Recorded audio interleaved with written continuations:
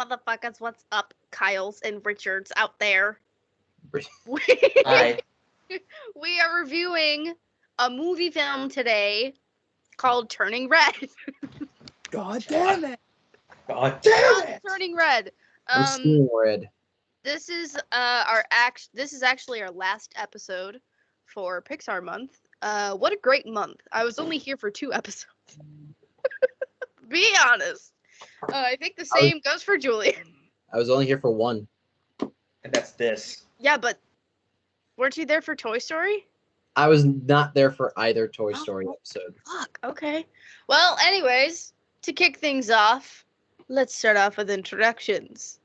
Over here, we have our perfect attendance man.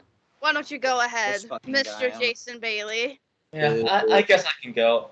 Anyways, good God Almighty, this is gonna be a slobber knocker That's Jaden's thing. because JR is here. Motherfucker! Because JR is here. Motherfucker. And yeah, in all seriousness, welcome to Cinematic Analysis. We're gonna review a movie film. Shout That out is to a Evan. new Pixar film, Turning Red.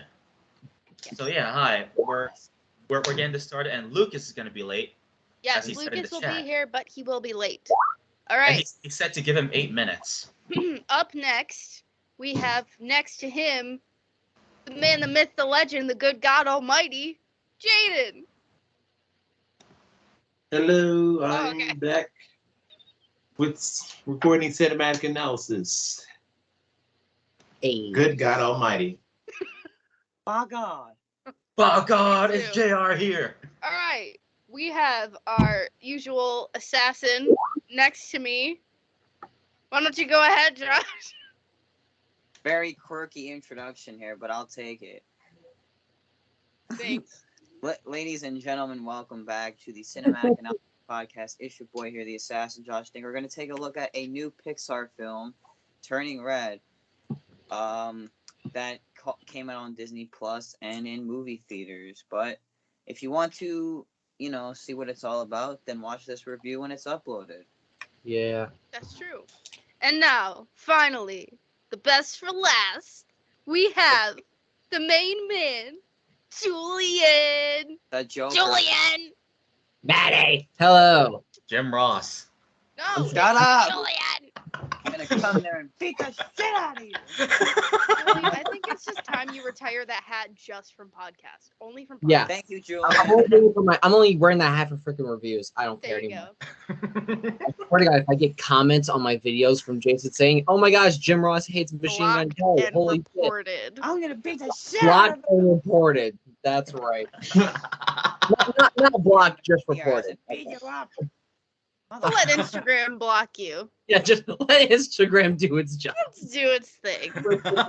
which it usually never does.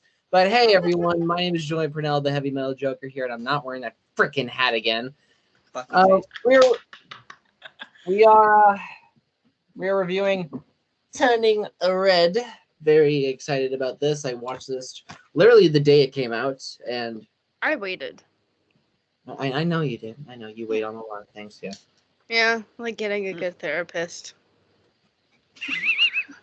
While he's drinking water. Eddie! Fun fact, this is actually Julian's return episode. I forgot the last time he was on. I'm not gonna drink water for the rest of the episodes. Julian almost Do it! By the way, Trait. welcome back. Okay. Bitch. Welcome back, my I am a friend. bit. Welcome back, Julian. This is actually your return for Cinematic Hold on, Analysis. let me look. He wasn't there for Toy Story. What was before that? My God, that's a lot of no's. I was only there for Ratatouille Mhm. for Pixar month. Oh, Oh, yeah. so you were here for 2 episodes for Pixar month. I was here for 3 then. Because this episode, and you were here for Ratatouille. So that's technically 2 episodes that you're here for Pixar month. No, but before this, okay, we gotta fucking move on. Anyways. We gotta move on. I'm losing my Alright. mind. I'm gonna be seeing some of these people are gonna be seeing red when I'm fucking done with them. Jesus Christ. Oh. We're seeing rum? red already. Red rum. Fucking Jason making Jim. All right, Jason. read off the plot. Wait, No, still in? Oh. Yeah, because Julian's here. Oh, okay, Julian, read off the plot. I'm taking over, bitches. Yes. That's it. Well, I'm taking over Jason's roles. I'm We're I'm the- switching I'm- it up, people. Yeah. Yes. I'm the co-host, not Jason. Ha. So let's move. Let's go ahead and get things started. I hope I say this name correctly because I've only watched the movie once, so I might forget how to say the real actual name. So the plot is May. Is it May? Yeah. Yeah. Yeah, May. Right. Mei Lee is a 13-year-old who is torn between being her mother's obedient daughter and the chaos of her youth. As if that were not enough, when she gets too excited, she turns into a big red happy panda. Honestly, a life I'd like to live. Dude, And if I think of a red panda, that'd be so cool. Listen, the only two things I'd want to turn into is a red panda or a dog. Just saying. Or Caleb Shomo. No. Why would I want to turn into another person?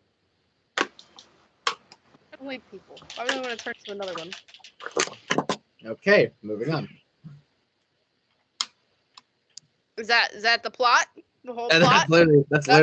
Okay. We've gotten longer ones, so I didn't know what to expect. All right. What's the plot? Ouch. Bitch. All right.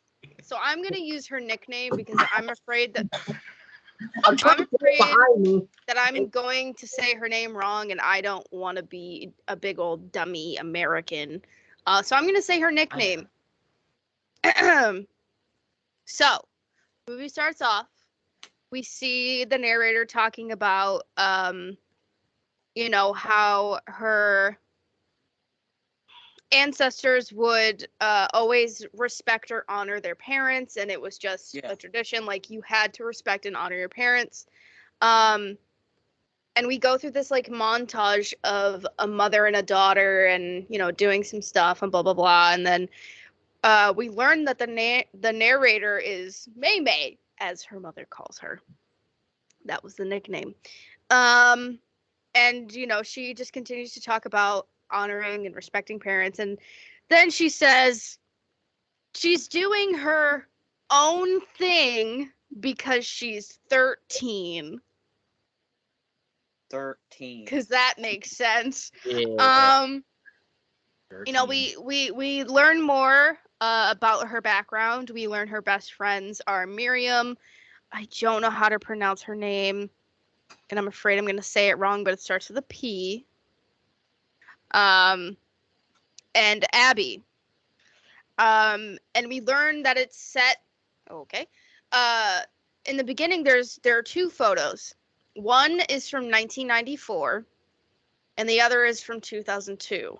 So we learn that this film is set during 2002, which is usually not what Pixar likes to go for these days. They like to set it more far back, yeah. modern. So all the girls leave school. They're trying to figure out if Mei Mei can hang out or whatever, go to karaoke, and they come across this mini mart, and the cashier's name is Devin. Now all three of the best friends are simping over this kid. Evan with a D. Jesus Christ. But the only Hi, one Evan. who doesn't simp is Mei Mei. She's like, that's gross. And we learn about Four Town. Which Four Town is basically like the boy band. So like NSYNC or the Backstreet Boys, or even like One Direction, like all that. Julian will cry. I mean, NSYNC would be bit more because there was around in that time period, early 2000s. Like One Direction. Well, didn't yeah, really but I'm just saying, like, when 2000. it comes to how these girls acted toward them is the same as like modernized to like Gen Z, like our generation is One Direction. So that's how we could relate to that. Or BTS. BTS definitely for the newer generation, definitely. And we one thing I did notice is that Maymay has a little Tamagotchi on her backpack, and it just brought me back. I know Littlest Pet Shop.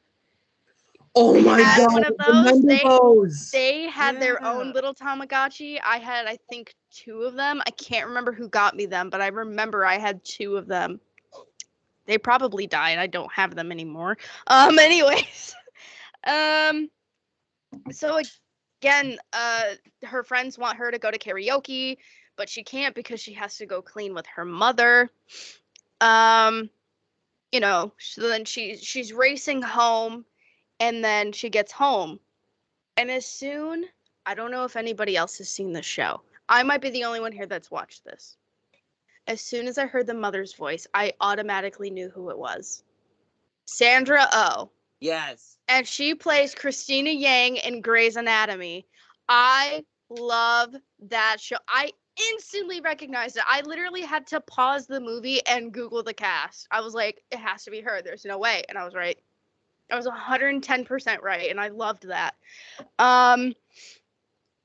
So we see her come home, and she's talking to her mother, and then we see them do this prayer, or this chant, or I don't know exactly what it is that they do, but they're in a temple, and they're saying some stuff, and this, that, and the other, and then they start doing a cleaning montage. That's what this film has, a lot of fucking montages. Not a bad thing. We do know that they live in Canada and they run a temple. And it's been, generations and generations of their family. No idea. And we kind of see that her and her mother are actually kind of close. Like, the relationship isn't too bad. Pretty normal. And then we see them go back in the house, and dinner's being made, and every Pixar food montage looks so good. Like, I want to eat the food. It looks so good. And while they're sitting down in the living room, a Four Town ad comes up on the TV, and the comment the mother says just brought me back to when I first got into 5 Seconds of Summer. She says, "Why are they called Four Town if there's 5 of them?" And it just brought me back to when I first got into 5 Seconds of Summer, because all I would hear was, "Why are they called 5 Seconds of Summer? There's only 4 of them." And people still bring this up to this day. Like, they still ask this question. Like, okay. So then, she's talking to her mother about Four Town, and her mom is kind of acting a little judgy when it comes to her music, and they start talking a little more, and so then she starts calling her best friend weird. I was like, damn, Like, shit, what you got against Miriam? And then we see Maymay go to her room, and she's doing homework, and then she starts drawing on her paper. She starts drawing Devin, and she instantly falls in love with Devin just based off of drawing. So she continues to draw more and more and more. She then hears her mother coming into the room, and she tries to hide the notebook, but it's still out on the floor. And she's like saying in her head, "Don't look at the journal, don't look at it, don't look at it, don't look at it." And then she looks at it. So then her mother looks at it, and her mother is just horrified. Absolutely horrified. So then she takes Maymay to the mini mart and shows the drawings. She is acting like a full-blown Karen at this point. Like, that was so embarrassing. Karen's. Yeah. Like that So- scene genuinely pissed me off. Yeah. She thinks that Devin took advantage of her daughter, which obviously was not the case. It was just a crush. So May starts freaking out. And she throws out all the drawings. She's talking to herself in the mirror, and she's like doing negative self-talk. And then she goes to bed and has a nightmare about Four Town and red pandas. Interesting geez. sentence I never thought I'd say in my life. So then I'm gonna actually stop it there and open the floor because it gets interesting at this point. Julian, go ahead. Oh, that fucking scene just Mhm. that really rubbed me the wrong way because like that's my fucking private thing. Like you can't just really. Okay, but it just pissed me off. It just genuinely pissed me off that the mother would do that. Yeah. To this girl. Yeah, overprotective. Mhm. Too Very. overprotective. Yeah. And I have an overprotective mother, so I know. Anybody else want to add anything to anything I've talked about? Josh, you raise your hand before Jason, and then Jason, you can go. Yeah, like I think her mom, is very overprotective. It's like once you feel like you get older, you realize, oh, I want to become this independent person. I want to start doing things on my own. I don't need my mom in case, if I don't know how to do something, but because I can relate, Julian. I have an overprotective mom too, and I can feel the same way. Yeah. That Well, she, not as overprotective now, so yeah. I'm older. But it's like once you get older, I feel like you can't be that scared of like what's gonna happen to your kid, or like they'll be fine, but I want to jump in on that really quick. It also depends on It if you're depends. raising a daughter or not, because they are even more protective because it's a mother raising a daughter. right. And they've been through shit Right. before their daughter. And like, I get it where she's like coming from, but I in the get same sense, it's like, yeah, still it's too embarrassing. much. Yeah, it's Like- like I get like You're kind of talk- overreacting. yeah, like you can talk to her, talk to her all you want, but don't literally take her to the person that she's drawing and just make these accusations. That's Yeah. like, first of all, traumatizing Yeah, for your that's- child, and it creates trust issues. Massive amounts of trust issues because you're going through their personal belongings. exactly. And it's like one Exactly. thing that I kind of could relate to is that she was being dragged everywhere by her mom. Like, oh, she can't go to karaoke. She can't like why won't you let your kid have like your daughter have a good life? Let her like hang out with her friends. Let her spend some time with them. She doesn't have to go everywhere with you. I mean, if you want to spend some family time, you can ask and say, "Oh, would you mind spending some family time with me?" Or so I could see where May is coming from. Yeah, Right. we'll get to learn a little bit more about this as Yeah. the movie transpires. So Right. Uh, True. Jason, go ahead. So I get it. The mom is overprotective. I can understand that. Like, you want to keep your kids safe, but don't overreact like that Mhm. and go into their privacy. That's not right. Yeah, I Like, agree. you want to give your kid the freedom as much as possible, but to express like themselves. Yeah, I get it. She's young and all, but give her a bit of freedom. And, Yeah, and that- help her build trust in others. Like, Right. definitely Like- not being able to express yourself can really fuck you over even more because it ruins your sense of identity because you don't know who the fuck you are. I Right. definitely struggled Yeah. with that as I was growing up. I still struggle with it, but I somewhat not so struggle much. with that. So, Like Jason, I had an overprotective mom, but she's not too overprotective This is now how since sneaky. I'm older. So I have a bit of freedom too. But yeah, that's all I gotta Hold on, say. Like hold that on, scene was pretty. She wakes up. Her mother calls for her name, wakes her up, and Lucas. Oh, look, you Lucas. decided to freaking She show up. goes into the bathroom, not What's knowing up? anything is going on. And then she looks in the mirror and sees that she is a red panda. Yep. Yeah, Lucas immediately knows the part they're talking about. So her mom hears her scream, and she thinks it's, I'll say this as TMI as possible, that it's her time of the month, and she's becoming a woman. Which is obviously not the case. Far from it, actually. So her mom comes in the bathroom with like this whole box of products, and she starts freaking out even more. So much so that she literally jumps into the bathtub and shuts the curtain. And then her mother starts to have the woman talk with her, which is like super uncomfortable to fucking watch. As like, Yeah. first of all, this is supposed to be for children. Yes. What?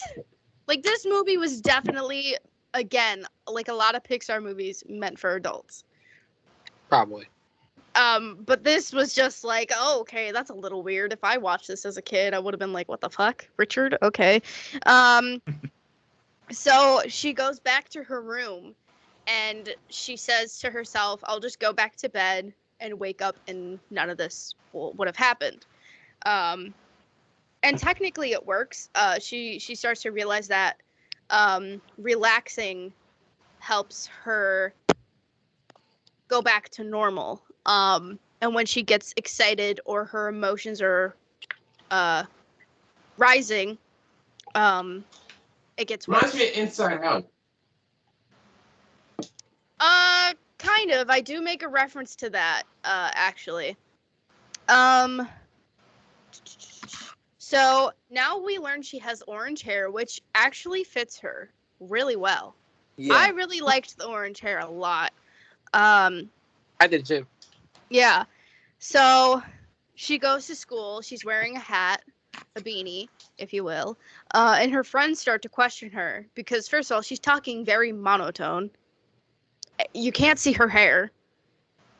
And she's like acting really fucking weird. So they're questioning her and freaking out.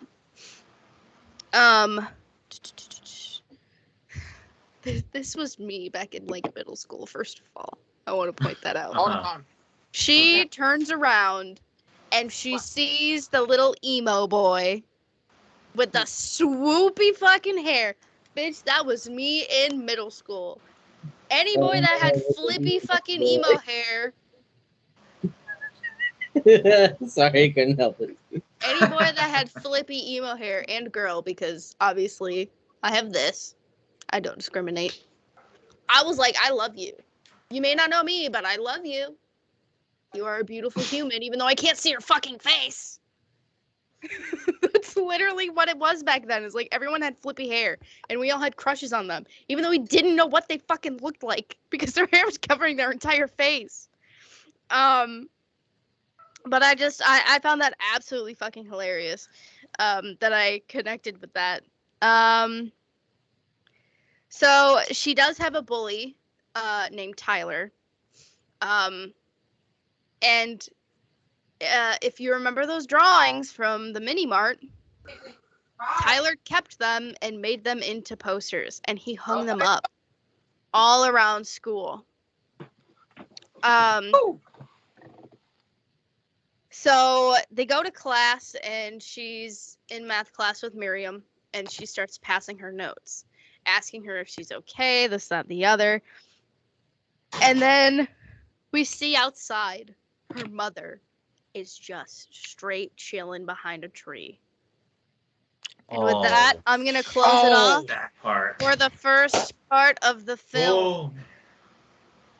First Raise off, your welcome, hand. Lucas. First off, Who wants welcome to back, go Lucas. first? Lucas. Lucas, go Yeah. ahead. Yes, hello. It's been a little bit since I've been on Cinematic Analysis. It's been since the Joker movie, the one I hosted Jesus. in January. And now I am here doing this. Yeah, I was hosting your movie, Julian.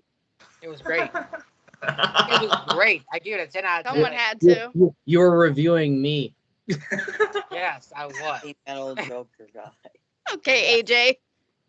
No. Okay, I'll shut up. No one should be an AJ. Bottom line. But Oh, anyways, I am back, and we're doing Julian Turning is Red. and See, I'm about- Julian, now you just gotta simp for somebody. Then you'll be AJ. Huh? What do I have to do? Anyways, Lucas, continue. Continue, Lucas. But yes, I'm back. We're doing Turning Red, which is a movie that I never thought I would get back to, but you know what? We're here now. And the first part of the movie, I'll just go ahead and say it. I know the first or second part of the movie. I don't know which one we are. But anyways, I'm not gonna. We just finished the first half. So where I ended was where we see her mother at In the the- tree. Yeah. I After that, remember we don't see the that- classroom. That it's scene creeped me out. it's There's just a her couple at the tree. That's where I There's a stopped. couple scenes in scene one that honestly creeped me out. The talk creeped me out a little bit. Yep. Just the overall way the hiding was crazy in general. Seeing the red panda, like, and yeah, it was weird. But again, it's just start off like normal, I guess. You adult age, I guess. So I don't really know the background score because I wasn't focused on the background. I just focused on like the visuals and how like produced it was. Hmm. So I'll safely say this was well produced, but some scenes I have cons with. Who would like to go next? Not Julian because I muted him because I couldn't hear Lucas talking. Good. Julian's- Thank you, Maddie. You're welcome. Oh, see you, Julian. He just He disappears. pulled You an know what? AJ. I'm sorry to do this to you, Julian. I got to find the right card for this. Oh, So, you got a anyways, stack of Uno cards? Yeah, Jason, go ahead. while Lucas is on it, Ah! well, so yeah, we have caught up with the mom hiding behind a tree, and that part was Bitch, I can just mute you back. that shows that the mom is crazy. That's me. That Cool, mom is Parker. crazy. So yeah, that's all I gotta say, really. That scene was Josh, pretty creepy. Julian, or Jaden, whichever one raises their hand first. I Yeah. guess it's Josh. All right, fine, I'll go. So we're on Raise your the hand. second. So we're on the So we're just giving like thoughts on the first part, or we're Yes, on- we just finished the first part.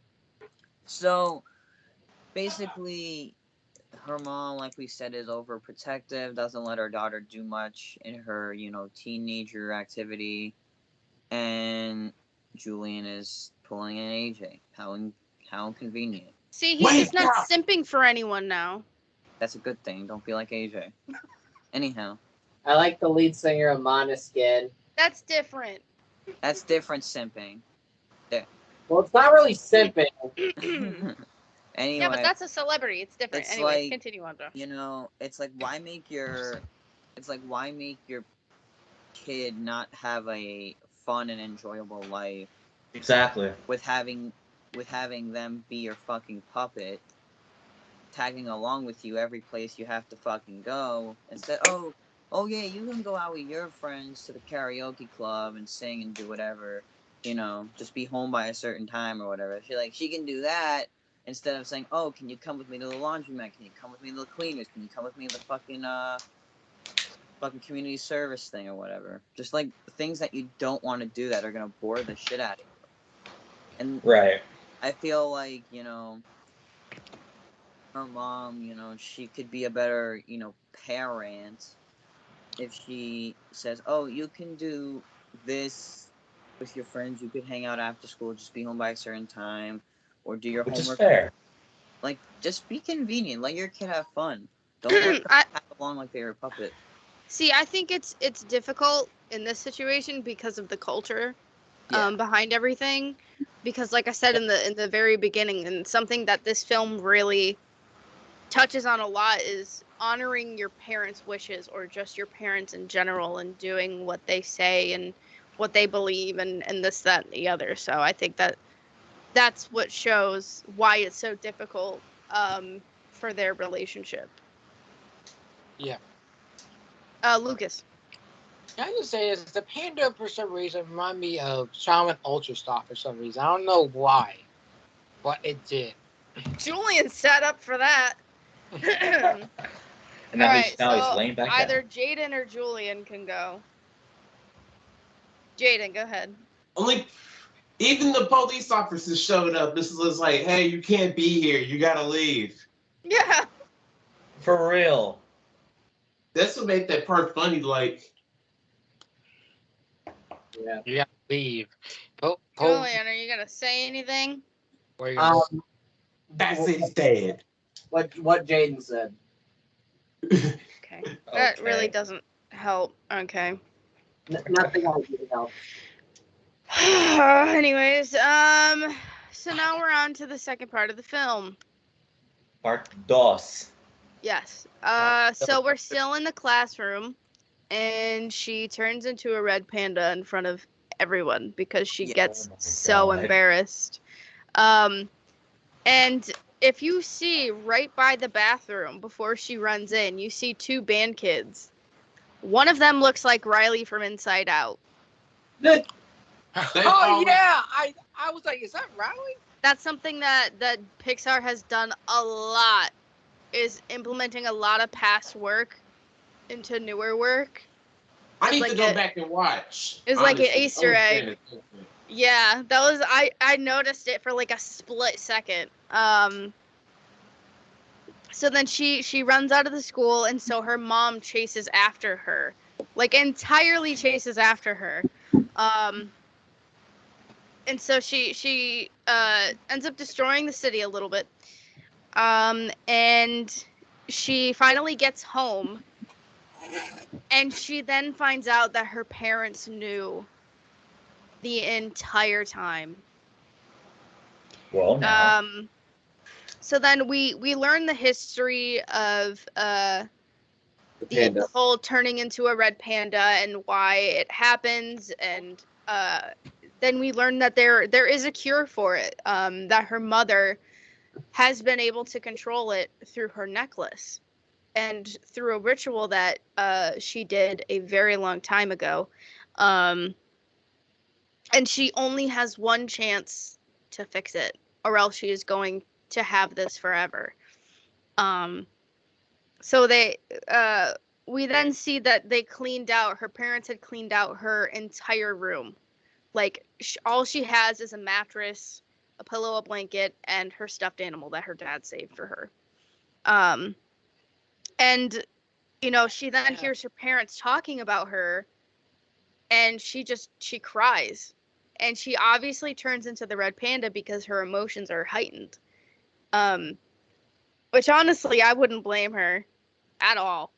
Me either. Like, she can't go to school, she can't hang out with her friends, she can't even leave her room because they're afraid that she is going to cause so much destruction. And her friends actually come to see her, and she starts freaking out, of course, because she's still the red panda, and then they see her as the red panda, and she literally scooped them up. Like, she went and then pulled them into the room. Like, what? That's Pixar. So they find out she's the red panda, and she's like freaking out. She's so sad that she can't go to the show. And they start to try to comfort her, and they're talking to her, and then they all start like this little sing along. And she then learns that her friends are the thing that are able to calm her down, to turn her back into herself. So she then tells her parents that she's good, to try to convince them to let her go to the show. For Four Town. And then they do a bunch of tests, and they bring out this box. And I was like, who the fuck has a box of who has a box of kittens just flying Animal around abuse. their house? I had to see some. I think they're trying to get her to break. Oh yeah, 100%. But who the fuck just owns a box of kittens? I don't know. I don't know. Pull Damn. that out. Where? Like what? I don't know. I'm not gonna take care of the kittens. Just take it to a shelter or something. Well, that's what I'm saying. Like, where did they come from in the first place? I don't know. That's confusing. That's what I'm Maybe saying. Scary. It was a panda. So then she does like this whole fucking presentation to go to the show. Like she has like a fucking outfit, like she has like a fucking screen pulled up, like she has it all. It's kind of like when you're trying to convince your parents to let you get a dog so you make a PowerPoint. That's basically what this was for her to go to this concert. And her mom is a full-blown Karen. The way she was acting when she was saying no, oh my god. Full-blown. I noticed that right away. But I'm going to say, for the first part and to this part, I knew she was straight Karen. Yep. I didn't like her for this movie. I'm the I was literally getting pissed off the more I watched it. Yeah. And it makes me really sad because I love Sandra Oh. And I don't want to hate the character she plays, but I think that's kind of how it was meant to be. Like, we weren't meant to like the mother. It's kind of like John Walker and Falcon and the Winter Soldier. We're not meant to like him until a certain point, which I still don't fucking like the character. Anyways. So then... What? Yeah, I don't like him either. I watched a couple episodes of it. I'm like, why the fuck is he doing this shit? Because he a bitch. Anyways. Yes. I love bitches. So this is where I'll leave it off before I leave it open. We still have more to go. Lucas, what the fuck? We still have more to do and more to talk about, but I'm gonna leave this like the halfway point. So then the mother starts talking to her father, and she starts saying like, I don't know why she's acting this way and blah blah blah blah blah. I would never have acted like this with my mother or whatever. And then she starts acting the same way towards her mother because her mother called her on the phone, because she saw the news of her granddaughter as a red panda. So we know that her grandmother is showing up, and that is where I will leave the floor open before I continue on and finish off the second half of the film. Whoever raises their hand first can go. Fucking Lucas. Damn it! Beat you. With the second part of the movie, when they were showing the presentation of the kittens and trying to make her to break, psychologically, it's good to, try to make them break if you try to go for the villain side of the movie. I mean, if you're going for that side, but kind of looking at the hero perspective, I'm like, what the fuck? I mean, that first of all, that's your job for say that's the one that you make of all things. And second off, why are you wanting to be the red panda? Like, there's something about a red panda you like? Is that warm and fuzzy for you or something like that? Like, why? And then the one thing that the last part when the mom like stalked her like through the window, that when I did not like that motherfucker. That right then and there showed that I'm like, nah, she definitely care. I even typed in the movie chat on Discord, like she definitely cared for sure.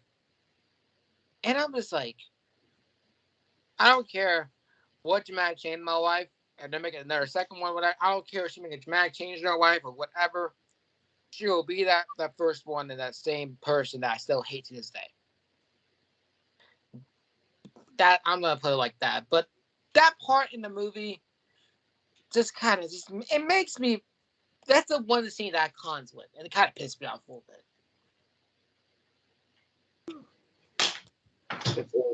Okay, raise your hand if you want to go next. I don't know. All right, then fucking Josh, you had your hand up. I did not. You had your hand up before. Fucking America. Do you want to go or what? No, I wasn't raising my hand. All right, whoever raised their hand from when Lucas did go. I guess Okay. it's well. Okay, yeah. Jason, go ahead. That chase scene was pretty chaotic.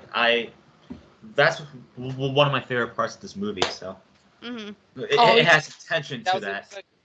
It has some tension to that, and I was hooked on that scene. You know what? Oh, That was really really good, and that's well produced. So yeah. Julian, go ahead. Oh the boy. nerve. I'm sorry, but the nerve of these fucking parents, man. I'm telling you. The more I watch this movie, the more I just start despising the parents. More so the mother. I was gonna say it's more so the mother than the father. Yeah, exactly. But still, he is allowing her to do this stuff. Which I was like, you could help. You could say something. I mean, we kind of learn why a little later in the movie, but we'll get into that.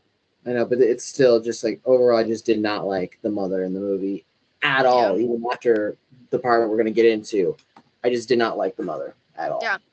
I mean, Jaden. I did don't like anyone the like the parents. mother anyways from the movie? Thinking about it now, the father's the only chill one. Yeah, Basically. exactly. He was chill, but still stupid. All right. So now we see that she is at school. She's finally back, and she's at gym with her friends, and they're playing. I think what was it, dodgeball? I think it was. Oh, yeah. And Tyler starts picking on her again. And she gets so mad that she basically used her power of turning into a red panda just for her fucking like swing to throw the fucking ball at him. And Yes. she's like, she fucking is gone. She goes to the bathroom, and she fully turns into the red panda, and all of a sudden these girls go into the bathroom, and they catch her as the red panda. Mind you, they are also still trying to go to this concert behind their parents' back. So they're like trying to figure out how to come up with this money, and they learn that just based off of this interaction, this is how they'll get the money. So those girls that caught them in the bathroom pay them for her to turn into the red panda again, because they love the red panda, so cute, so cuddly, this, that, and the other. And guess what we get? We get another fucking montage. Jeez. Yeah. Lots of montages. Mhm. What the movie consists of. So basically, Mei tells her mother that she is in this club, and you know she's staying after school for that, which obviously she's not. In reality, she's staying after school to take pictures and make merch and all this stuff for the Red Panda so that they can go see Fort Securing Town. the bag. Yeah, basically. Advertised, basically.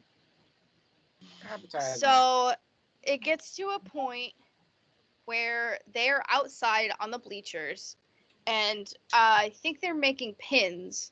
And they start to like talk about how, you know, they're kind of tired and blah blah blah, and they just want to look at the boys. And Mei kind of gets a little greedy and is like overworking her friends a lot. Which this is kind of like a critique, I guess, when it comes to movies. I don't like when movies try to start a climax Right. and then do nothing with that. It's like they're like building it up for that like tension part, and then they just do nothing with it. Really nothing. I believe we actually had that conversation about one of the movies we watched, but I can't remember which one it was. It was one of the Pixar movies. I do know that. It might have been Ratatouille. That's I what it said was, that. yeah. Because like Pixar has done that a lot with their movies. Mm-hmm. Um. So then we see that Tyler is listening to their conversation underneath the bleachers. And listen, Tyler is a little bitch. Okay, that's all I'm saying. Little? Yep. And he basically is blackmailing May May to come to his party as the Red Panda, or else he's gonna tell her mom about her turning into the Red Panda and out or out. Because he hears that they still need a certain amount of cash. They need at least $100. And he doubles that money. He's like, I'll pay you $200 or whatever. And her friends are telling her, don't do it, it's a trap. And she's like getting greedy again and just being like, we need the money, we need to go to the show. Yeah. But obviously with good reason, they don't trust Tyler. So with that, we move on to the third half of the film. I will just continue on if anybody doesn't want to add anything. Nah. Jaden, you have No, your hand raised? Go ahead. When they was getting the money, I thought of a song. It was by the Migos, like "Bag Alert, Major Bag Yeah. Alert." Yeah. You heard? Oh, Guys are on I remember TikTok. that. Yeah, that's on TikTok. I know that one. Oh, I know that's way too Uh, well. Hi TikTok. Hi. But Josh had his hand up before you, Julian. they're on the second part where Yeah, we just finished the second part. where the mother's still a fucking annoying person. Basically. we'll figure I out. mean, I agree with a lot of you guys are saying, it's it's like the culture and everything. It's like how their culture is, but still like let your kid have a good time when they get to that age where you're like, I don't need my mom, like carrying me around, like I'm a baby. I'm about to be, a teenager, about to like, do other things and change, the way I appear. So like for the mom to like, say, "Oh, you have to do this and you can't have any friends over. You can't." I'm like, your child makes friends to have, not to be lonely. You make friends that have the same interests as you. But I think the panda, like when she turns into the red panda, makes her special in a way because if it's like a little kid, they're gonna go, "Oh, it's a panda," they're gonna like freak out. I think And, that's like, say- anyone. Yeah. I definitely would. I So I love feel red like- pandas. I feel like when she turns into the red panda, it's kind of like a special thing for her, Mm-hmm. and like and then I feel like that's how she gets away from her comfort zone. So like, yeah. Yeah. So I missed. Julian was just about to say what he was gonna say because we just wrapped up the second half of the film. Yes. I won't know the second half. Yeah. I don't need. But yeah, I guess all I can really say is a lot of like movies like this do this all the time, where the villain will blackmail the main character into doing something, or they'll tell their tell their parents or their spouse or whatever that they did something wrong behind their back. It's just I see this all the time with movies, and like it kind of gets old after a while after seeing it so much. I think another thing too is when it comes to a lot of these movies now, they add too many villains. Way too fucking many. Way too. Like what I can't even keep up. It's like for me it's like not every movie needs a villain. I'm sorry, Disney, but not every movie needs a freaking villain. Or an anti-hero. In Yeah, like this case. Yeah. But yeah, I totally agree. Jason, I don't know if you wanted to add anything. Not really for this part. Not really either. All right. Now we move on to the third half. And again with the montage, we see that her Jeez. mom is gonna try to come with her to the mathletes club. When in actuality, she's trying to go to Tyler's birthday party. And as they are leaving, they see all of her aunts and her grandmother shows up to help with this ritual. And then we cut to the party, and all of her friends are just sitting there while everyone else is around, and they're trying to convince them that she'll be there. She'll show up. She's gonna be here. But you know, they all start talking about Mei Mei and her growing up, and they give her gifts and things like that. And she goes back to her room, and she starts, fluffing up her stuffed animals and puts them under the blanket to make it look like she's sleeping, because she's gonna sneak out of the window. But then her grandmother comes in, and she knew something was up before she even went to her bedroom. So then she goes in her room and shows her the red panda fur. And she's like, if you keep doing this, it'll only get more powerful and you cannot be stopped. And then I lost where I was. They have their talk, whatever. She still ends up leaving. But when she's at the party, she shows up in the costume that she's in when she's at the temple with her mother. Oh, She's not in her actual red panda. So, they go to a different area, and, she tries to tell her friends, like, I can't turn into the red panda. Like, I have to do this ritual, this, that, and the other, or else I can't turn back or whatever. And they're sad that they can't go. And it kind of feels like, I don't know if anybody else got this vibe, but it kind of feels like they manipulated her into turning into the red panda. Manipulation. For them to go to the concert and get the money. Obviously, she turns into the red panda because she feels bad. And while she's at this party, we go back to the house, and her mother goes to check on her. And she sees everything under the bed. All the money, all the posters, the merch, and pictures, and everything. She finds everything. Oh, fuck. And then she realizes she's not there. I'm trying to figure out what part this was.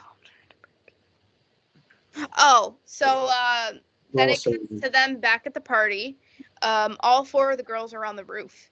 And they're talking about how Mei Mei is so cool now because she broke away from her parents, and the red panda really helped her to come out of her shell, and this, that, and the other.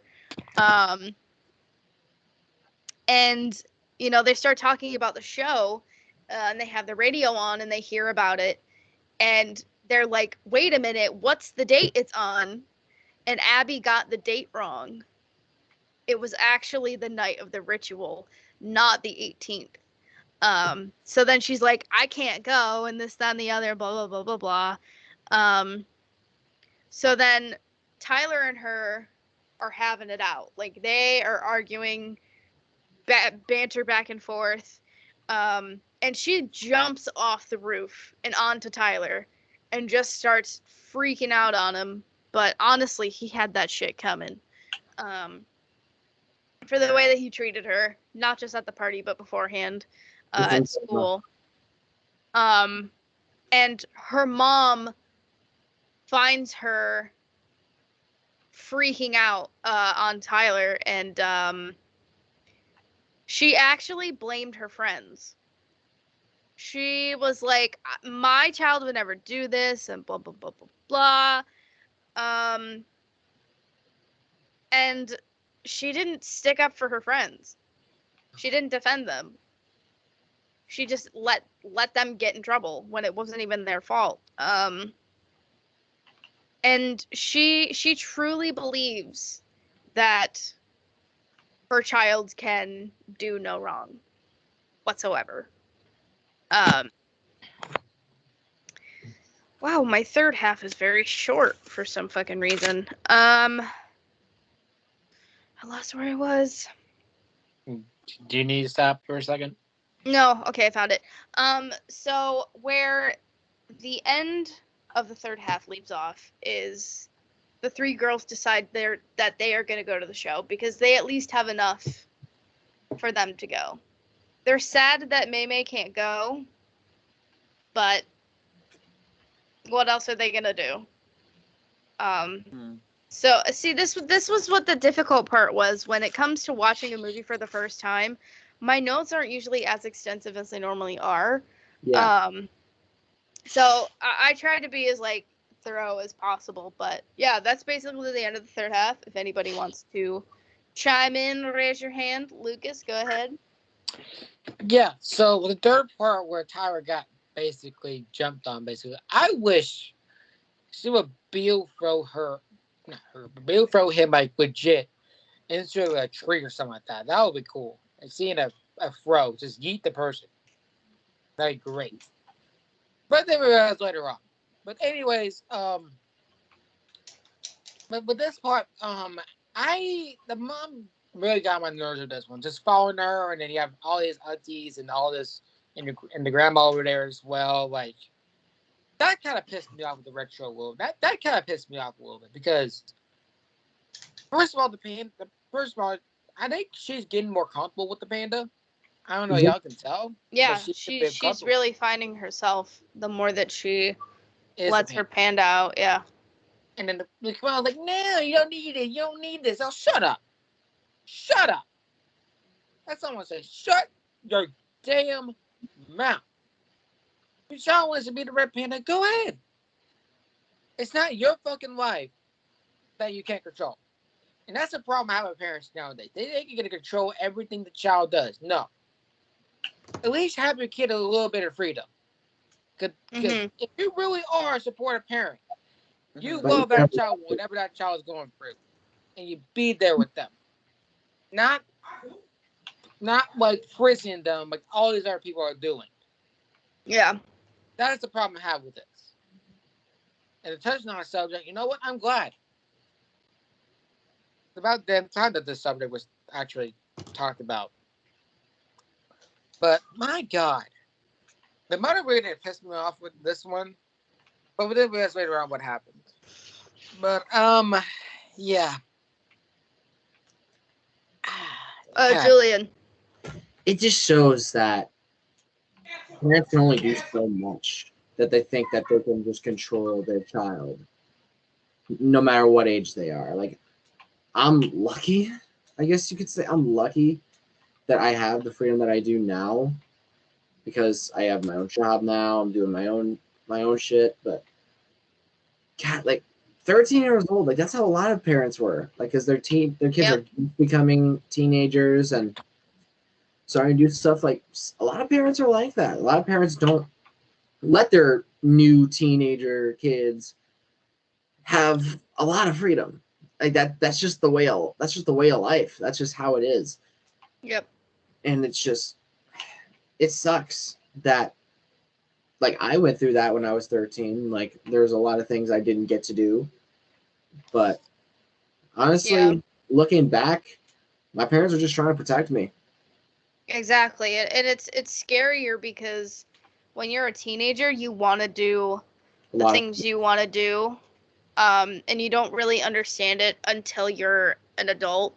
Yeah, like and realize just how scary the world is, and it just continues to get scarier and scarier as time evolves. The world just keeps getting worse and worse and worse. Every year, year, every month, it's getting worse. Every second of the day, it gets worse. And it's not gonna get any better. I'm sorry, the world's not gonna get better. No, not with the way that we're going. No, definitely not. Yeah. Continue. But yeah, if anybody else wants to go before all Jason, I'm gonna say is learn to parent better. Don't stop controlling your kid. At least give them some freedom. Right. Yes. And I'll get like some couple little notes like, hey, don't do this, don't do that, but like don't tell them don't control their fucking Don't be overly critical.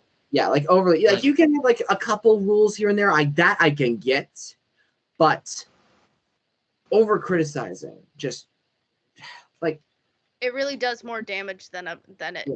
And this is coming from me, who's it can fuck up your child's life. Yeah. And this is coming from me, who's a music critic. I critique artists, albums, songs. Yeah, but like, that's completely different though. like, don't If like you think about it. yeah, because like I don't know these fucking artists, but well, unless I'm friends with some of them, then I do know them. But like, don't criticize your freaking child. Yeah, don't like Exactly. criticize every single little thing that they do, because then they're gonna overthink everything that they do, and it's really gonna mess them up It's in gonna the long make run. it's gonna make them confuse themselves, basically. And question everything. Like, am I actually Right. doing this right or Like- not? It's gonna fuck them up. Like, that's gonna mess up with their personality, hmm and that's just how it is. And I hate that that's how it is. Like, this shit needs to stop.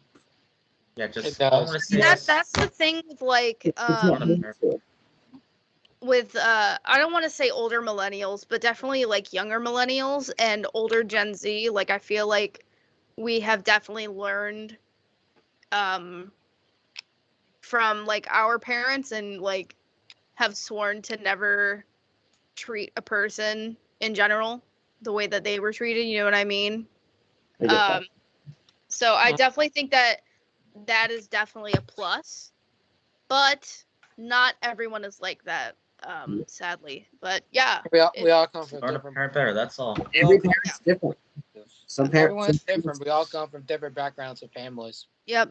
some parents criticize too much. Some parents criticize too little. Some parents care too much. Some parents care too little. It's Exactly. Yep. it's a lot. fucked up. Like, it is a lot to take in, and it's just Yep. like All right. All right, let's Moving go. on to the final half of the film. Here we go. All right. So we see them all, sitting down at the dinner table, eating before the ritual. And the dad is just noticing that she is just like not really there, that she is just upset that she can't go to the show and she has to be a part of this ritual.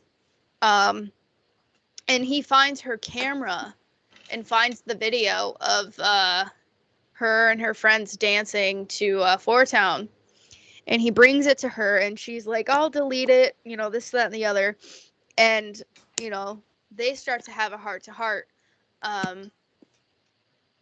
And he's like, seeing you like this makes me happy because you're happy. And,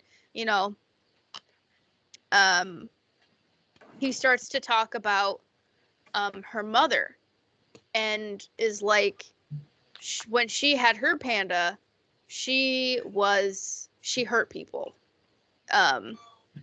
very badly, and she was big and she was mean, and we learned that her grandmother did not like her father at first, and so her mother and her grandmother had fought because of it, and her mother turned into the panda and had hurt her mother because of it. And then we continue on, and we see that the ritual starts, and we see that Mei is struggling to escape the red panda, and she doesn't want to change. She wants to stay the red panda. It's who she is. It's helped her in many ways, and she says fuck it, and she just gets out as the panda. She doesn't want to change, and they're like, okay, it's okay, we can do it again, we still have time, blah blah blah blah blah. And she's like, fuck this, I'm going to the concert. And as she's trying to get out, her mother's necklace cracks, and that necklace is what holds her panda in. So it completely breaks, and she turns into the panda. Panda fight. And she is fucking huge. We thought Mei as a panda was big. Well, what the fuck? She's huge. She makes it to the concert, and she makes it to her friends, and her friends are still upset with her. But then they make up. Obviously, everything's all fine and dandy, and they notice that Tyler's at a show. He is at the show with them. So then they all start hanging out together. And And hold on, let me see how many. Oh, okay. So I will stop it there. If anyone wants to add anything, I can continue on. Lucas, go ahead. You had your hand raised. Did we see like the actual performers like actually in this part? Or that's coming up. We see them at this part, yes. Okay, let me say this. When I first saw, I was like, "What in the Backstreet Boys One Direction shit is this?" Yep. What the actual yeah. boy band going back to like New 1990s? Kids on the Block. What the fuck is this? My God. Well, What the hell was this? And look at the ritual. Like, I'm glad she didn't pick to get out of the panda. But and now you're gonna have like a panda fight now. Now this is gonna be it's gonna be a slugfest. It's gonna be a slugfest.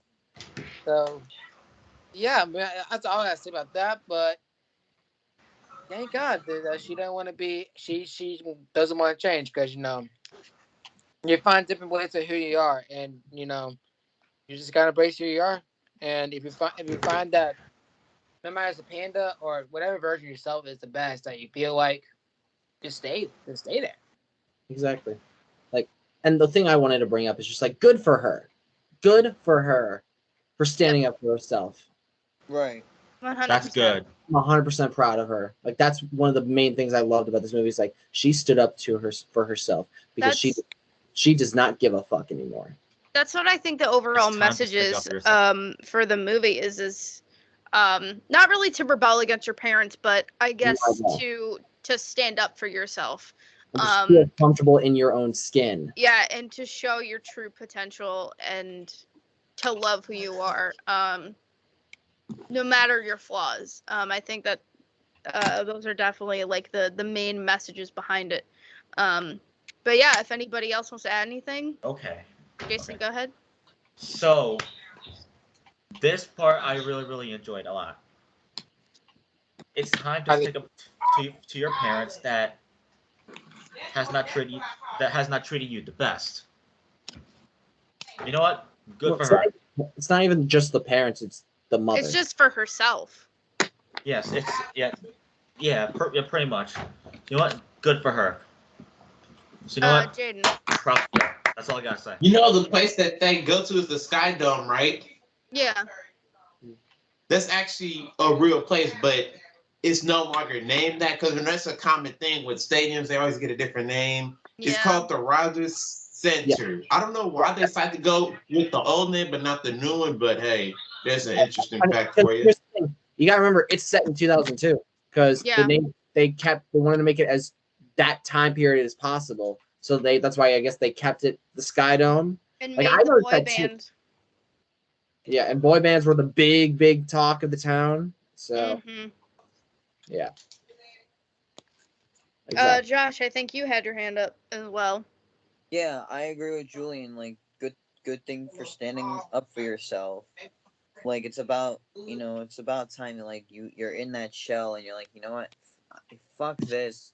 I can't take it anymore. I'm gonna stand up for myself. But it was a great way to close out the movie. Like how we're not done, Josh. We're not done, Josh. The third half, the close third of the half. Jesus fuck Christ. Yeah. Fuck. There's still a little bit more to go. Tiny bit left. We're almost there. Yeah, we're almost done. But yeah, I'm gonna continue on, and then we should be done. Yeah, but I'm glad she stuck up for herself. As she should have. Yes. And that's good. So then the mom shows up at the concert, and we finally see just how big she is. And again, I reiterate, why the fuck is she so goddamn big? What the hell? It's Big Mama announced. Pretty much. Again, if you haven't seen the show, you definitely will not know what I'm talking about. But the mom as the red panda was very much Christina Yang vibes. Very Christina. 100% Christina Yang vibes, and I was here for it. I fucking Christina vibes. I loved it. I loved every second of it. So then she starts to fight her mom, and she tells her she lied, and again fully stands up for herself and is like, I did this and I did that. I'm not the perfect fucking child that you think I am, and this, that, and the other, and And when they're fighting, it's kind of like a boss in a video game.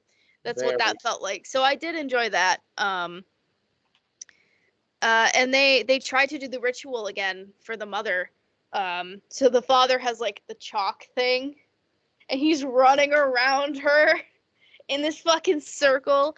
And they're trying to one of the parts of the rituals is they have to sing. And it was kind of working, and you could kind of tell with the light from the circle, but it wasn't loud enough, so it wasn't fully working. And so they start to fight, and the mother falls out of the circle. So Mei feels bad, and she tries to pull her mother back into the circle, and everybody starts turning into red pandas, left and fucking right. So many red pandas. The grandmother and then all the aunts just break all their stuff. And they pull her back into the circle. And then they start singing, but it isn't loud enough. So then Four Town and the girls start singing as well, and it works. They all go through the ritual together, as they're all obviously in the circle, and Mei finds her mom in the woods, or the forest, and she's like the younger version of herself.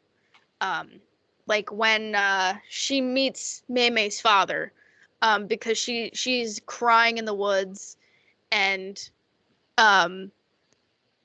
one thing I noticed, and I don't know if anybody else kind of noticed these things when it comes to like movies, is like obviously sometimes actors aren't actually crying in movies. And this one, I could tell you that she was definitely crying. Oh my God, she was. Because if you watch, Um, again, if you watch Grey's Anatomy and then watch this, whenever Christina would cry, you would hear her cry the same way. She was crying that same exact way in this movie. And I was like, yup, she's definitely fucking, I fucking love her. She was born. Amazing actress. Like, Yeah. incredible. So she starts talking to her mother, and she doesn't realize that it's her daughter she's talking to. Because again, Mei is talking to her younger version of her mother. And they both actually feel the same way, and both tired of having to be perfect for their parents because it's so draining. Yeah. And Mei leads her to where you would separate from the panda. Her aunts and everything go through it, and her grandmother does as well. And then her mother goes through it, and she's looking at Mei, and she's like, you can still come. We can still do it. And she's like, I can't. So I'll be she back. decides to keep the red panda fully.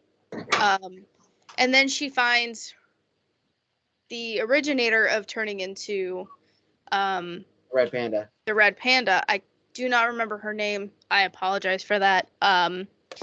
But they go on a little journey together, and this, that, and the other, and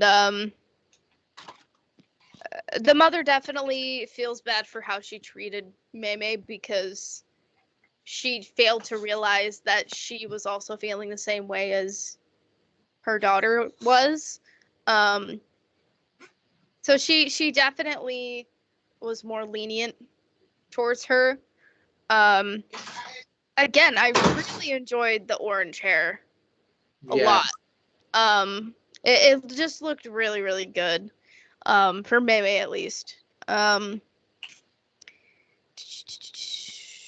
So, cut back to, we're back at the temple, and they're making a lot more money because Mei can turn into the red panda instead of putting on the costume like she did in the beginning of the film.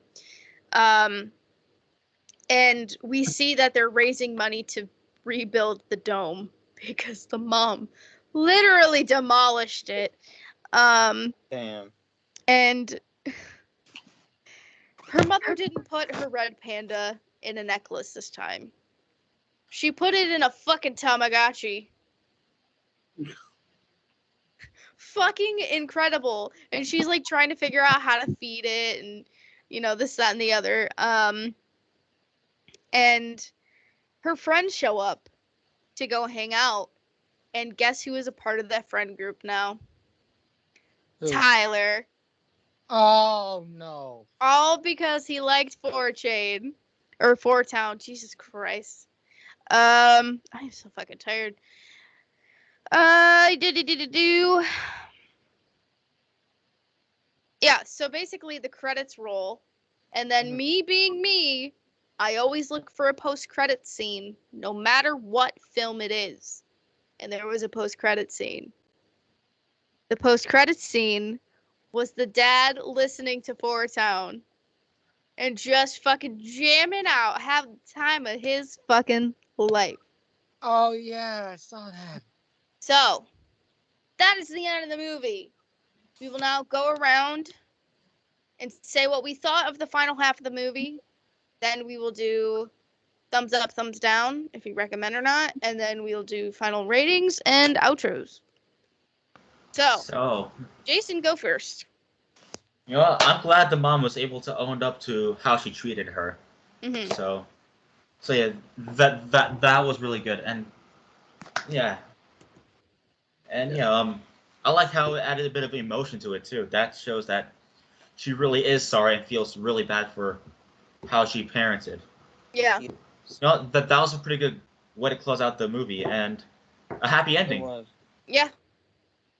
Actual So thing. yeah, that's all I got. Who wants to? Okay, Josh, go ahead. I like the way the movie was closed out. Like I like how, her mom finally, let her be and whatnot. Finally, like, was not overprotective as she was. But yeah, it was a good way to close out the movie film. Yeah. Lucas. Half part when that slugfest happened, that was a good slugfest. It reminds me a lot of the second watch of the Miles Morales game. For some reason, I don't know why, but it reminds me of I don't know what's the sister's name in Miles Morales. I forgot her name, but she turned into the thing. I don't know what it's called, but it was Miles Morales and the final boss. Mm-mm. Yeah. And- Oh, I know what you're talking about. Yeah. I don't know. I forgot. What's her Oh, name? Are you talking about the game? Yeah. Yeah. Don't spoil it. I have it. Well, I'm not gonna say we won, but there was a boss fight in there, and it was, I think, the sister. I think it was Tim, and they fought, and it was like the same way. It's like they both own up to their action, even though. No, I'm not gonna spoil it for Jaden, but actually this one had a happy ending with the mother actually own up to the actions, and it really shows like actually like you feel bad or whatever for what you did, like when you finally realize that your child wants to be this, you got to understand that not everyone's gonna be the same raised as you. You got to understand that some people will be different raised, and that's okay. It make it hard to use for them. But again, it's a great way to end off the movie. I think both actresses in this one, like I bet when this movie produced, like did really well on any type of parenting and trying to find yourself. I really think it did a really good job. There's some scene I did dislike, but I definitely overall the movie loved it. Yeah. Who would like to go next? Jaden or Julian? I'll go. Okay, Jaden, go ahead. I mean, obviously, this movie has taught us what can a parent and their child could go through, and also learn how to stand up for yourself. Mm-hmm. So Julian can go. Okay, Julian, go ahead. this was a amazing movie. Yes, certain parts really genuinely pissed me off, but overall it was a great movie. Definitely very, a lot. Yeah, it was a lot, but yeah, overall it was a roller coaster really of a movie, but it was a good one. So yeah, I'll give it I'll give it a 10 out of 10. We're not there yet, Julian. Whatever. All right. I'll say mine when I do my rating. What I thought. So yeah. Now we'll do thumbs up, thumbs down, if we recommend or not. Are we ready? We're gonna start like this. Yes. All right. Josh, look at the fucking screen. Thank you. All right. 1, 2, 3. Boing. Yeah. All right. So Julian, say your rating again. 10 out of 10. Jason, what is your rating of the movie? 10 out of 10. There's so many Kellen Quinns in here right now. It's ridiculous. I All right. Lucas, what is your rating? A 10 out of 10. Josh. 10 out of 10. Jaden. Not doing the high pitch thing? Damn. 10 out of 10? There's too many Kellen Quinns, like Maddie said. All right, listen, I'm going to be the one to fucking break this shit. Oh, no. And it's because I love movies. So I am pretty critical. I gave this an 8.5. And the reason I'm giving it an 8.5, and people might realize this and may change their rating, which is fine. But the reason I'm giving it that is because in the beginning of the film, it kind of feels like it's all over the place. Like we're starting one place and then going to another, and then doing that, and then we're doing that. And it's like, Jesus Christ, so many things just fucking happened. One down, 9. Also, the amount of montages within the film was a little much. Having like maybe 1 or 2, but it felt like there was like so many. And also just the overall amount of times that they would try to make something into the climax, and then it would just like never be brought up again. I wasn't really a fan of that. That's how I am with a lot of movies, not just Pixar, but any movie really. But I did enjoy this movie, but I would definitely give it an 8.5 out of 10. I'm changing mine. I'm gonna say 9. Okay, Lucas. Actually, it was too much. I'm gonna say a 9 as well. I'm actually gonna just forget what I said 10 out of 10. Forget what I said, okay? All right. I'm gonna give this an 8.8 out of 10. Here's the reason why I get a little bit higher for Maddie. So for this one, it's always because of the ending. As Maddie said with the Misery Bitters from Moshcast yesterday, what makes or break a movie or make or breaks an album is beginning or ending of the movie. The ending makes it, but the beginning of it kind of breaks. Kind of breaks it a little bit. Honestly, for me, breaks it. I agree. Kind of attention of it, and it felt based on the montage. It felt like Jigsaw. Honestly, it felt like Saw with all those fucking montages over again. That's what it felt like. All those montages of the past and who did it and all this shit. Yeah, I agree. Yeah, but Jigsaw was definitely better than anything past fucking Saw 4. But it felt like that. Nah, you got a point there.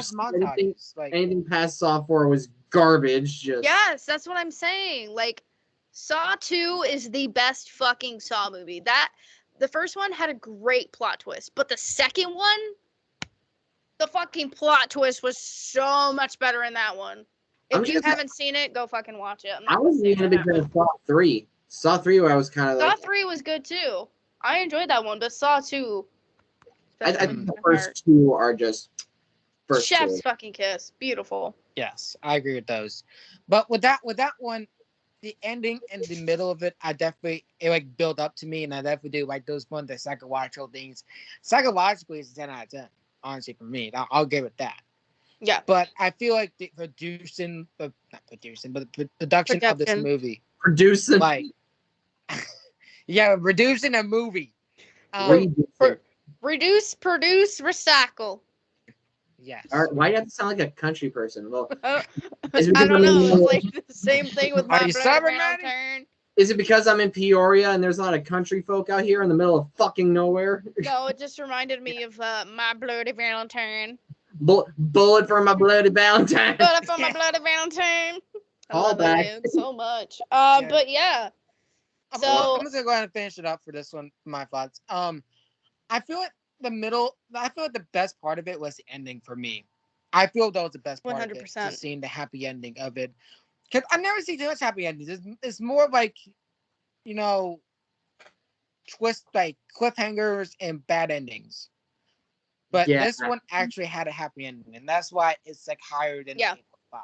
But the beginning of it, I agree with Maddie. It just did not work well. It was all over the place, Julian. You say like the ending's the best part. I can't agree the ending was fucking phenomenal, but I personally think the girl standing up for herself. Well, And that that- has to do with the ending of the movie. That's the fourth half. more towards that's more like the ending of like the third half in a way, but but I get what like ending of the third part, beginning of the finale. The fourth, yeah. So yeah, I think that was the best part of the movie for me because I was like, yeah, fuck them, yeah, but Mm-hmm. then like at the end, I see, yeah. Yeah, Jaden. My favorite part was when the mom was destroying the dome. I knew Oh, you were yeah. gonna say that. Yeah. But yeah, like what Lucas was saying, what I said yesterday. I think it's a little different when it comes to movies though, because there's so much more to it than an album. You get a point there, yeah. I think when it comes to a movie, what does make or break it, obviously, is the beginning and the ending, but also like, you know, the climax, and like how that's built up, because that's like the main point of the movie. Like if you think about it, the beginning is just the intro, and then as the movie goes on, it's kind of like the build up to the climax, like the big point that they're trying to get across from the movie, and then the fallout from that after. But there's so many points when it comes to making or breaking a film. Another thing too is the cast. The cast was phenomenal in this movie. Yeah. Mhm. Absolutely phenomenal. Just incredible. But yeah, so we will do outros. Josh, you go first. Thank you guys for watching this episode of the Cinematic Analysis Podcast where we reviewed Turning Red. Definitely a movie you guys should check out if you haven't. It's really good. Go watch it. Anyway, follow everybody here on their socials. Everything will be down below in the description for you to check out. Subscribe to the other 3 podcasts. This is the last 3? We have 2 others. Yeah, there's only 2 I'm others, counting Josh. this one, you American. God, I'm gonna beat the shit out of you after this episode. Well, I'm not Okay. American though. You're Canadian. Anyway, You after could be that, Evan, you could be this Canadian. fucking dumb shit. I already made that joke, Maddie. Ha. Fuck! This motherfucker made me I- forget. Thank you for watching the Cinematic Analysis. Also, check out the Mosh Cast and the Crash and Burn podcast. Follow me on Instagram and subscribe to my YouTube channel. That's in the description below. And also follow me on TikTok at J314. Okay. Lucas, you go next. Josh, I'm about to whoop your ass. Anyways, thank you guys for watching this episode of like Cinematic Analysis. I have to think about that. I've been here in a little bit since January. God, I'm not gone for a while. But gotta be back on this episode of Turning Red. Definitely a movie to recommend. Check out Misery Business. That we did yesterday. You mean Riot? Right. Oh my god, Whatever. I don't know what's going on with me. But check out Riot by Paramore. You know, we did that yesterday at time recording. Definitely an album check out too as well. But also check out, you know, later stuff we're gonna do at the podcast as well. You know, Josh fucking spoiled it for all of us here. No, it's You Jason's pulled a fault 'cause he's you a pulled a bitch-ass me. motherfucker. Jason, cut When I that did part the out. Where episode. he spoiled Why is it. Evan Alright. doing the same Alright. shit? You got a I lot do? of editing to do. No, Hey, 'cause it's alright. It's okay. that shit, He you loves mother- editing. It's fine. Hey, it's alright. It's alright. It's cool. Alright. It's cool. Hey, just trust me. But It's but alright. anyways, Forget it. Road to Being 18 is coming up here soon. Yeah, that's pretty much gonna say about that. All these amazing people here.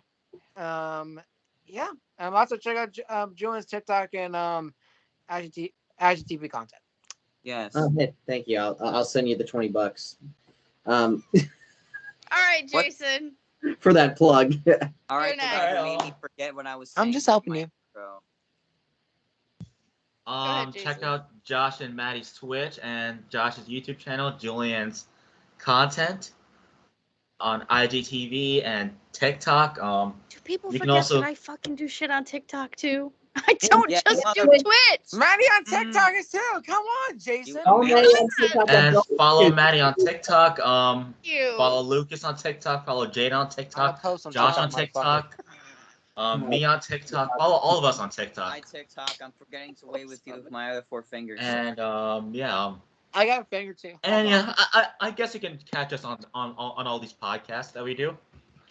So yeah, thank you for watching. And And we'll Julian. see you next time. Okay, well, thank you for watching this new episode of the Cinematic Analysis. I know I was gonna be like, I'm actually a last minute addition to this because I had plans, but those plans did not happen. And you know what? Fuck it. I really wanted to come back on Cinematic Analysis. I don't show up on the show very much. I do apologize for that. I'm just very busy when I'm in Missouri. I'm sorry, Missouri. Sorry. Misery. Jeez, I feel the same. Yeah, but yeah, I hope you guys enjoyed our review of Turning Red. If you enjoyed the movie, let us know in the comments below. If you think we missed anything, let us know in the comments below. And yeah, you can find me on Instagram at HeavyMetalJoker_music. I have a lot of content coming out this week, especially my mainstream sellout review coming out Fuck it. The American I'm excited loser. to watch that. this Wednesday. I'm This excited to see Friday- Julian rant. This Friday, episode 3 of my series Retrospect, where I go back in recent years and redo my top 10 favorite albums of that specific year. And of course, on Saturday, my Animals as Leaders album review. And of course, follow me on the Moshcast as well. Go watch our Paramore review.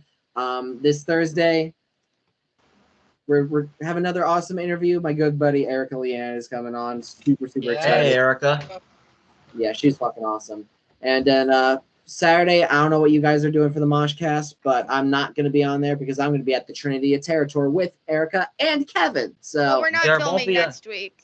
There won't be an episode anyways. Thank you, WWE. yeah, thank you, WWE. I love you. But Waving at yeah, you. yeah, you can also It's follow me- WrestleMania anyways. Shut up. Follow me on TikTok at Heavy Metal Joker. I have a bunch of new videos coming out this week, especially my one that Maddie's not super excited for, my top 10 favorite Nickelback songs. So Julian, I'm not watching it. I love you. You're a homie. I'm not watching it. I can't. fine. You don't like Nickelback? I'll tell you after the video. Jaden. Afterward, yeah, I already know. He already knows. I'll tell you after, Jaden. These guys, They don't know. me and Lucas know, but Josh, Jason, and you don't probably know. But anyway, yeah, follow me on there. And as usual, you can find all of us on our socials. Follow the Moshcast. Follow Crash and Burn if you're into that bullshit. And hey, I used to be on the podcast, so I can say that. But yeah, we'll be right back. We'll be back with more cinematic analysis soon. Brand new month, and Maddie's going to tell us what's going on that month right now. All right. Thank you so much for watching. I had a fun time talking about this movie. Go watch our past episodes if you haven't already, and obviously subscribe. And also go subscribe to the Moshcast channel. As some of us have stated, we just reviewed Riot by Paramore, and April 7th is a very, very special episode. That is What? all I'll say for that, We which can I announce it. did. No, yeah, I think we should wait. I think we should wait. We should have it be a surprise. Ready? Yeah, we'll announce it this week. Which Mantra Okay. will be on for that episode. I did talk to him. Yes. That's all. But yeah, go check out our Riot review and our past interviews, please. They were very fun. You can find me at Twitch at Bill Murtooth, Instagram at Bill Murtooth, and obviously TikTok at Bill Murtooth. I Yeah. actually just uploaded my top 10 of Day to Remember songs. Yeah. Yeah, it was very, very fun. I enjoyed it a lot. And last but not least, drum roll, please. Our next month will be Marvel month. Marvel If you Mom! can't tell, Yes! I'm fucking excited. The I'm first excited too. That's episode, perfect Spider too. guy. the first episode is actually my birthday episode, and we will be watching. Wait, I can actually give me one Grab second. your friend.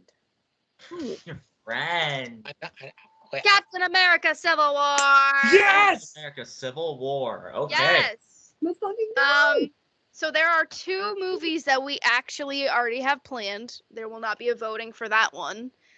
The other is Lucas's pick, which we will obviously announce that on my birthday episode. Yay. And the other one is a big, big one that we're hoping we can still watch if Wyatt can pull through. But yeah, thank you Hi, guys so Wyatt. much for fucking watching. Welcome to the fucking shit show that this episode was. Yeah, peace the fuck out, homies. Later, motherfucker! All right, we'll see ya.